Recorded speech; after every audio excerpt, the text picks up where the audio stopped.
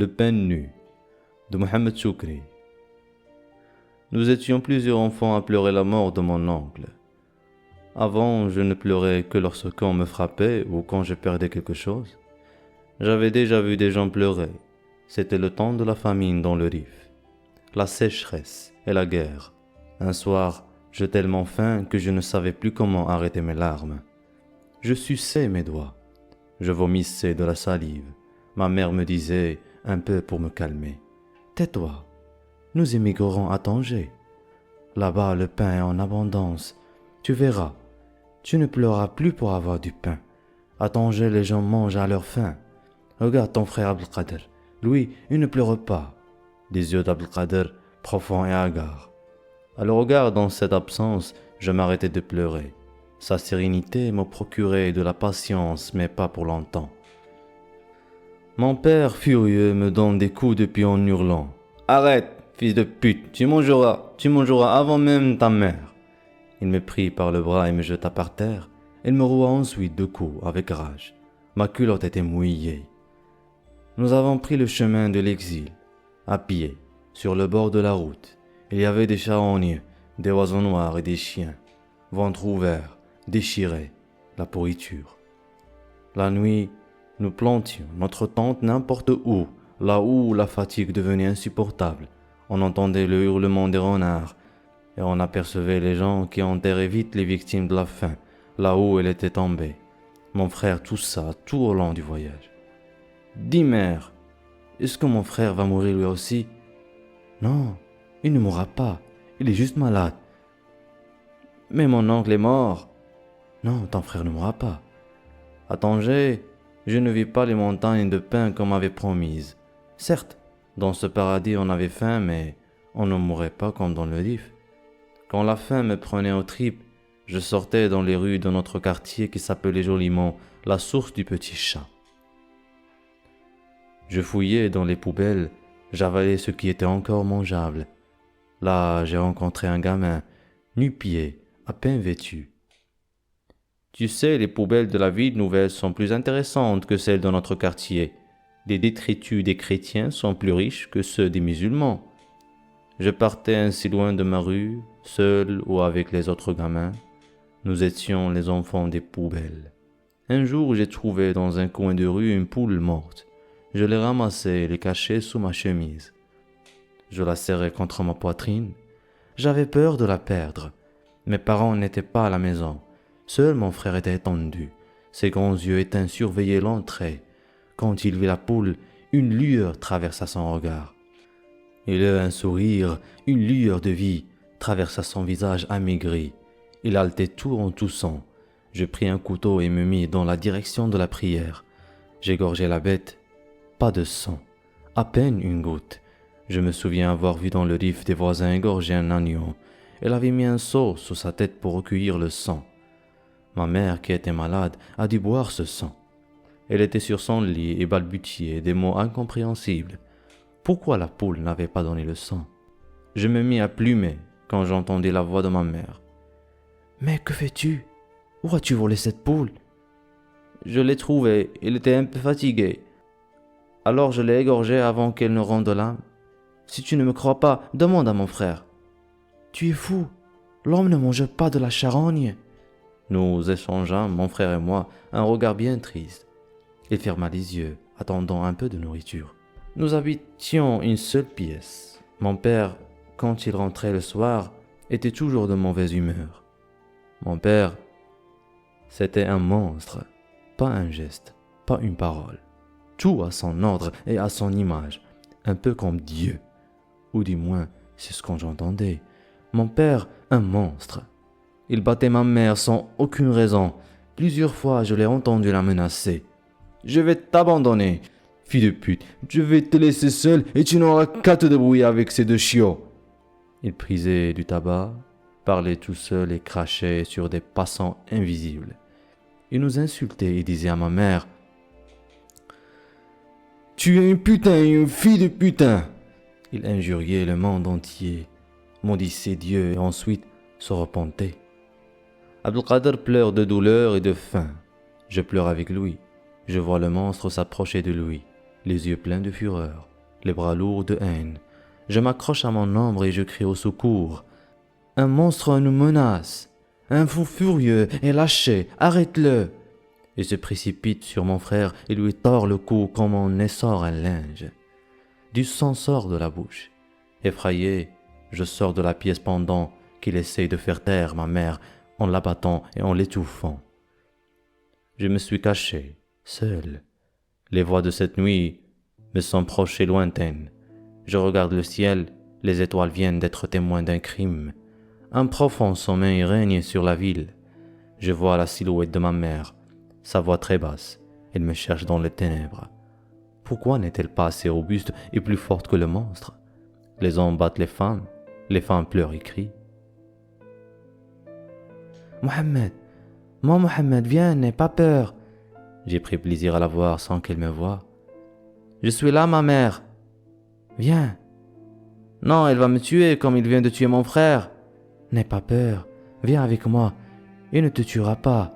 Tais-toi, il ne faut pas que les voisins nous entendent. Je l'ai trouvé accablé. Il sanglotait tout en prisant son tabac. Étrange, il tue son fils et ensuite il le pleure. Nous avons veillé en silence. Le mort fut lavé et enveloppé dans linceul. C'était mon premier enterrement. Le corps de mon frère était enveloppé dans une natte et porté par un vieux cheikh. Mon père suivait. Moi, pieds nus, je suivais en boitant. Ils l'ont mis dans une fosse mouillée. Je tremblais et pleurais. Une tache de sang coagulée s'était accrochée à la lèvre inférieure. Le vieil homme remarqua que mes orteils étaient blessés. « D'où vient ce sang sur tes pieds ?»« J'ai marché sur du verre. » Mon père ajouta. « C'est un imbécile, ce gosse. Il ne sait même pas marcher. » Le vieil homme me demanda. « Tu aimais bien ton frère ?»« Oui, beaucoup. Ma mère l'aimait beaucoup. Elle l'adorait. »« Bien sûr. Qui n'aime pas ses enfants ?» Je me rappelais le geste monstrueux de mon père en train de tordre le cou à Abdelkader. J'ai failli dire. Mon père n'aimait pas mon frère. D'ailleurs, c'est lui qui l'a tué. Oui, je dis bien tué, assassiné. Je l'ai vu, j'ai assisté au meurtre. C'est lui qui l'a tué. Je l'ai vu, il lui a tordu le cou. Le sang a giclé de sa bouche. Je l'ai vu de mes propres yeux. C'est mon père, son assassin.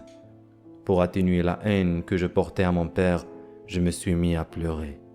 J'avais peur. Après tout, il pouvait me tuer moi aussi.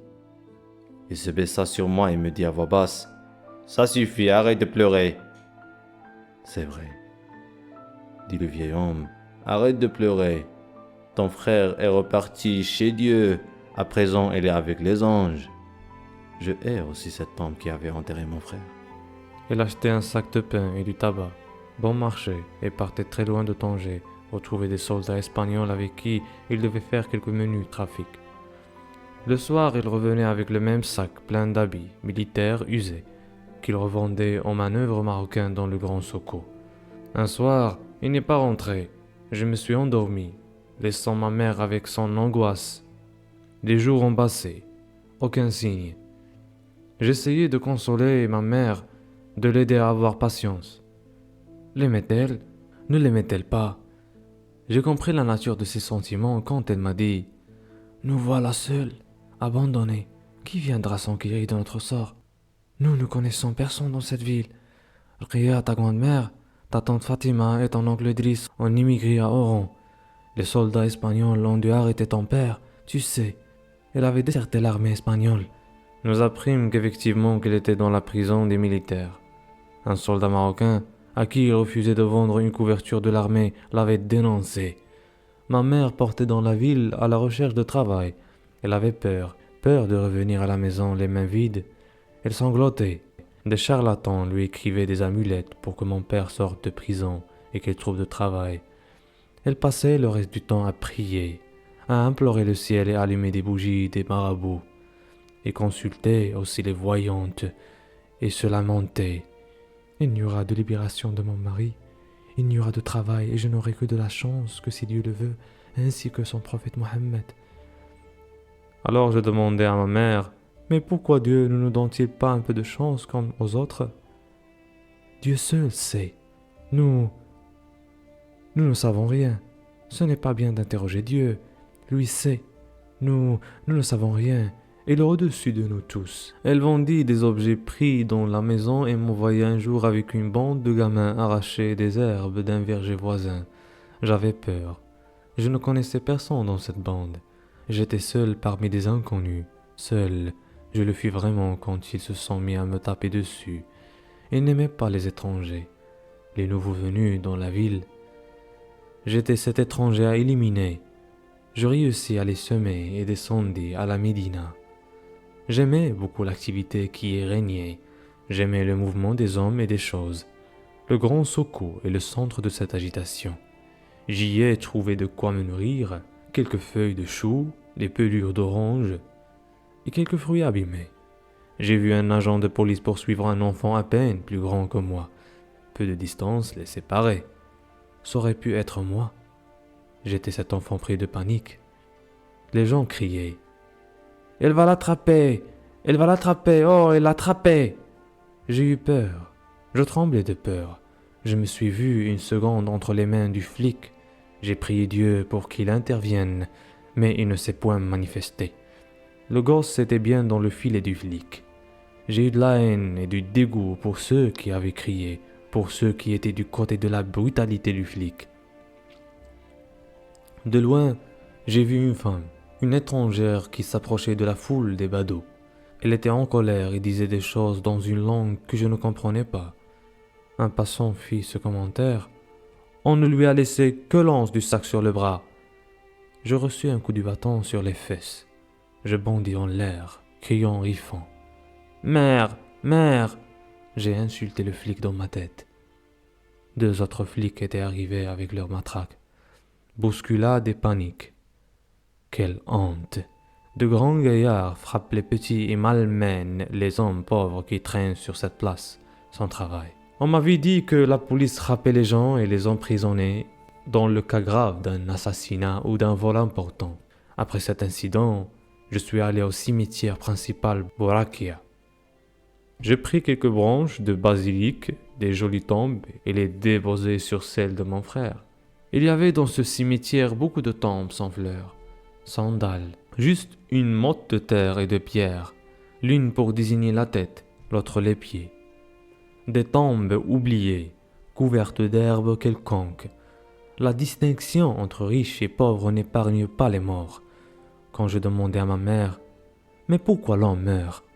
Elle me répondit « Parce que Dieu le veut. » Mais où vont-ils après ? Au paradis ou en enfer ? Et nous deux ? Au paradis si Dieu le veut. Qu'est-ce qu'il y a au paradis ? Tu poses trop de questions. Quand tu seras grand, tu comprendras tout ça. J'avais trouvé dans ce cimetière les herbes que je cherchais. 3 hommes assis sur le bord d'une tombe étaient en train de boire. L'un d'eux m'appela. « Viens, viens par ici, petit garçon. Viens, je vais te donner quelque chose. » Je peur et pris la fuite. « Donne-la à ta mère, bâtard !» L'herbe était bonne. Ma mère en fit un bon repas. Moi, j'avalais plus que je ne mâchais. « Où l'as-tu prise ?»« Au cimetière Bourkaya. »« Au cimetière ?»« Oui, au cimetière. Qu'est-ce qu'il y a de mal à ça ?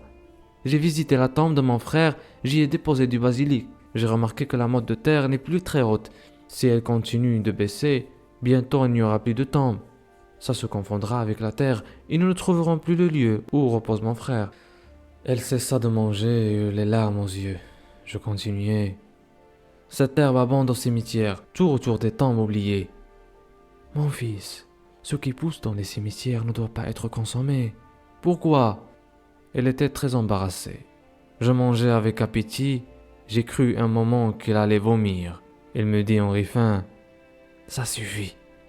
J'ai toujours faim. » « Où as-tu ramassé le basilic pour ton frère ?»« Sur certaines tombes qui étaient toutes couvertes de fleurs. » Elle était vraiment en colère.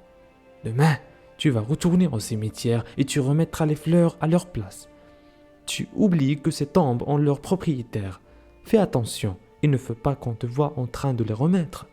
Nous achèterons des fleurs pour ton frère et nous lui élèverons un joli tombeau. » Elle se mit à sangloter et me serra contre elle. Des larmes coulèrent sur mon visage.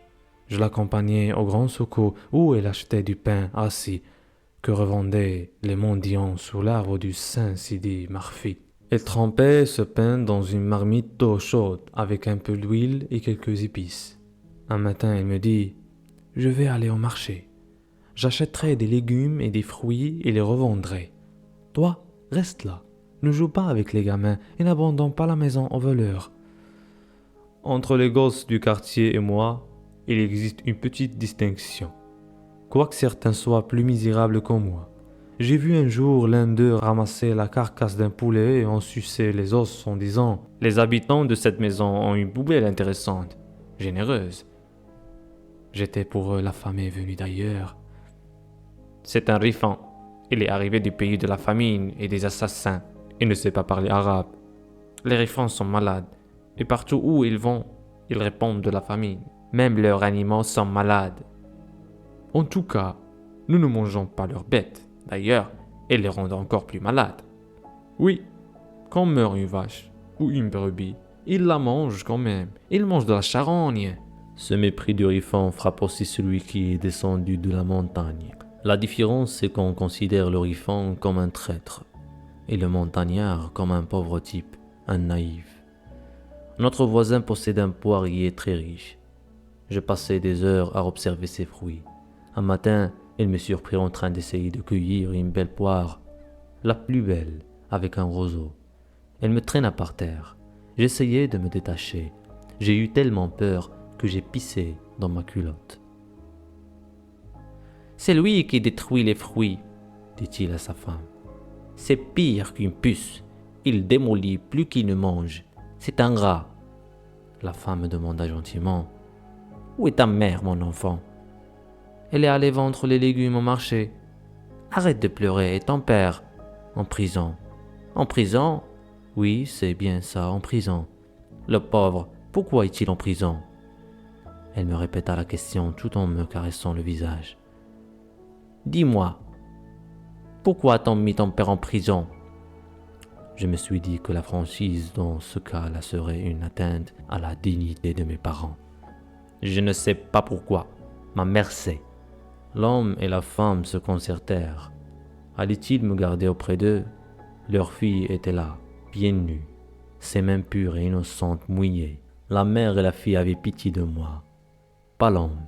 Lui, tout en prenant les choses à la légère, voulait me punir, voulait me faire sentir la faute. Il me prit par la main et me fit entrer dans une chambre pleine d'objets cassés, une sorte de débarras, et me dit « Reste tranquille ici. Surtout ne te mets pas à pleurer. Je te corrigerai avec cette branche verte si tu pleures. » Ainsi je connus pour la première fois la prison, une prison à domicile, étrange. Des personnes étrangères à ma famille avaient le droit de disposer de mon corps et de décider de mon sort. En outre, les grosses et belles poires du jardin leur étaient destinées. Pourquoi, mon Dieu, avions-nous quitté notre pays, notre terre? Pourquoi d'autres ignorent-ils ce qu'est l'exode? Étrange. Mon père en prison, ma mère se débrouille au marché, et moi, laissé seul entre les doigts de la faim, entre les mains de cet homme, cet étranger installé confortablement avec sa femme dans une grande maison. Pourquoi nous ne possédons rien? Nous autres, pourquoi eux et pas nous? Par le trou de la serrure, j'observais la jeune fille qui s'activait à laver le parterre. Elle allait et venait, sa robe un peu relevée. On voyait ses belles cuisses blanches. Elle avait de petits seins très beaux qui sortaient de son chemisier quand elle se baissait pour ramasser le seau d'eau sale. Ses cheveux étaient couverts par un fichu blanc taché de henné. Je donnai quelques coups à la porte pour attirer son regard. J'avais peur. « Ouvre-moi, s'il te plaît. Ouvre cette maudite porte !» Elle hésitait un moment. J'insistais intérieurement, sans prononcer un mot, impatient, effrayé. « S'il te plaît, viens !» Elle s'approcha, s'essuya les mains, arrangea sa robe et me dit en ouvrant la porte. « Me voici, alors que veux-tu » J'étais ému, une petite larme à l'œil. « J'étais chargé par ma mère de surveiller la maison contre les voleurs. Si elle ne me trouve pas à mon poste quand elle sera de retour, elle me battra. » Je baissai la tête, un peu parce que je n'étais pas très sûr de moi et aussi parce que je voulais la supplier. Elle me regarda, couvrit ses jambes et ferma son chemisier. Je ne voyais plus ses seins, mais les imaginais, blancs et tendres. « Tu ne viendras plus cueillir les poires de notre verger ?»« Non, plus jamais. Je te le jure, tu auras le droit de me tuer, de tes propres mains, si tu me retrouves dans ce verger. » Elle sourit. Pas moi. Je sortis en courant. Elle me lança avec sa voix douce. « Hé, viens, n'as-tu pas faim ?» Hésitant, je dis « Non. » Elle insista pour que j'attende un moment. Je n'ai plus peur. Ses parents ne devaient pas être là. Je jetai un regard sur l'arbre et dire que je ne mangerai plus de ses fruits. Elle vient avec une crêpe au miel. « Si tu as faim, reviens nous voir. Dis-moi, tu n'as pas de chaussures ? » « Ma mère va m'en acheter. » Nous nous quittâmes avec le sourire et quelques gestes de la main. J'aurais aimé avoir cette fille comme sœur, comme j'aurais aimé habiter cette maison. L'homme est certes plus dur que la femme, mais le propriétaire du verger est moins sévère, moins dur que mon père. Un homme nous suit pas à pas. Il s'approcha de ma mère et lui murmure à l'oreille. Il s'en éloigne à chaque fois, et même change de trottoir. Elle serra ma main dans la sienne avec force comme pour m'empêcher de lui échapper. L'homme nous rattrape en riant. Elle semble excédée et s'arrête. L'homme nous dépasse. Nous traversons la rue. Il nous suit. Je commence à m'énerver. Je demande alors « Mais qu'est-ce qu'il veut ?»« Tais-toi, ce n'est pas ton affaire. » Je le regarde. Il sourit. Il continue de nous suivre. Mais que veut-il au juste cet homme? Qu'attend-il de ma mère? Veut-il lui voler son sac? C'est ça, c'est un voleur, c'est sûr, un brigand. Je n'aime pas sa tête. Elle est mauvaise et n'augure rien de bon. Cette fois-ci, c'est moi qui serre très fort la main de ma mère. Pourquoi t'accroches-tu comme ça? Je ne vais pas t'échapper. Je dis alors à l'homme, Va-t'en, que veux-tu? Que Dieu le maudisse. Il sourit, il me sourit et regarde ma mère. Je hais ce type. Ma mère me dit, Tais-toi, ce n'est pas ton affaire. J'étais en colère contre elle aussi, mais je ne le montrais pas. Tout de même, je la défends et elle me fait taire. Ce n'est pas juste. Nous rencontrâmes une amie de ma mère et se sont mis à parler de mon père toujours en prison. L'homme s'est éloigné un peu. La femme caressa mes cheveux, puis mon visage. Je lâchai la main de ma mère. La femme dit, « Pourquoi cet enfant est si triste ?» La main de ma mère me caresse le cou. J'étais moins en colère contre elle. « Elle est ainsi, » répondit-elle. En partant, je baisai la main de la dame, obéissant ainsi à ma mère. Son ventre se gonflait. Des fois, elle n'allait pas au marché et vomissait dans la journée. Fatiguée. Elle avait mal aux jambes. La nuit, elle sanglotait. Son ventre ne cessait de gonfler. Et s'il éclatait? Je devins de moins en moins impressionnable. Je devins dur et triste. Dur et triste. Je perdis l'habitude et le goût du jeu dans la rue. Une nuit, on me transporta dans une autre chambre où je dormis avec 3 autres enfants. C'était la maison de la voisine. Elle me dit le matin, « À présent, tu as une sœur.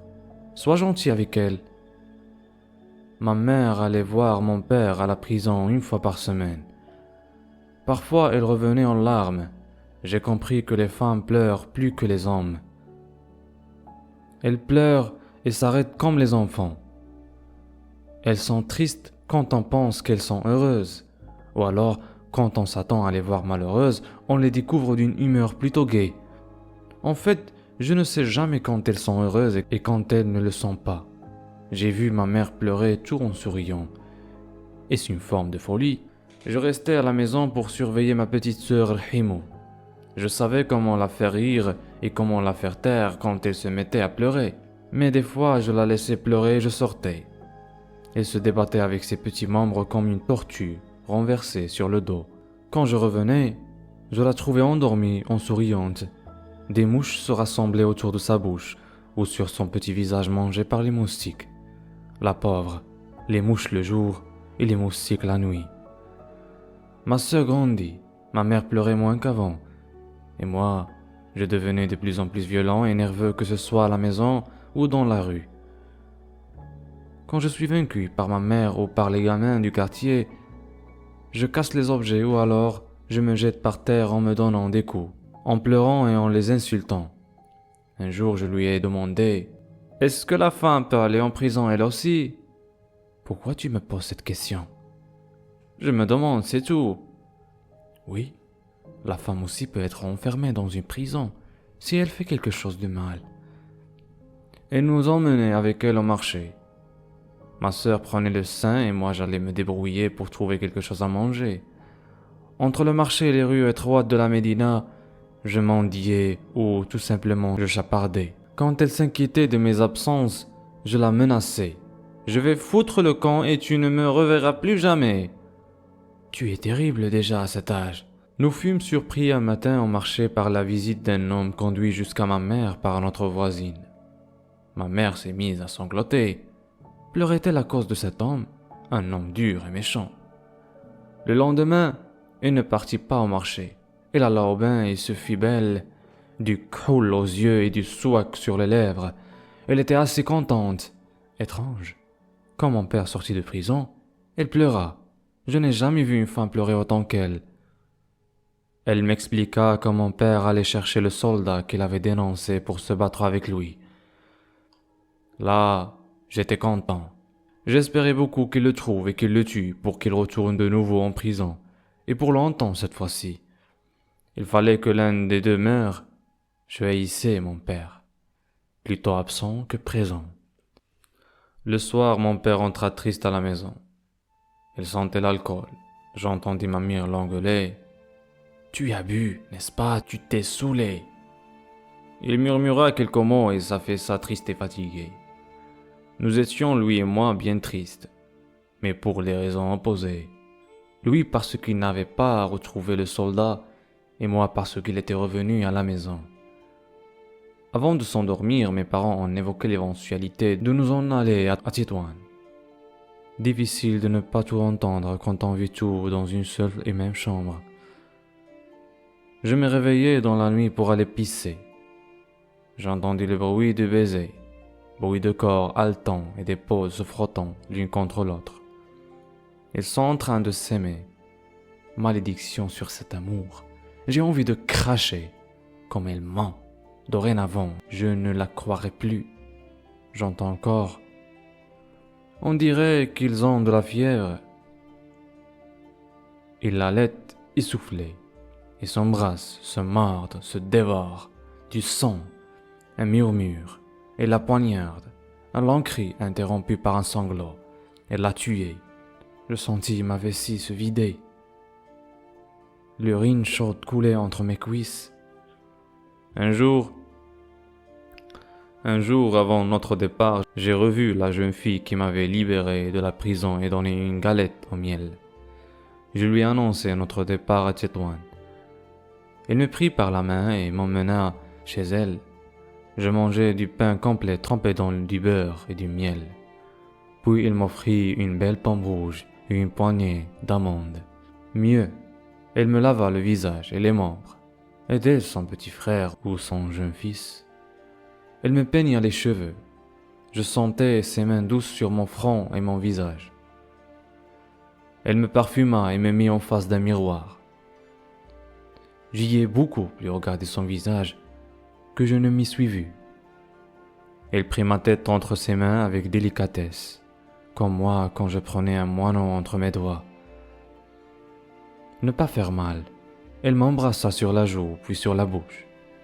J'ai pensé à elle comme une sœur qui ne sera pas la fille de ma mère. Le jour de notre départ, j'ai pensé à la tombe de mon frère. Une tombe qui restera quelconque, anonyme, sans fleurs, sans sépulture. Une tombe qui sera effacée par le temps, petite chose perdue dans un amas de grandes choses.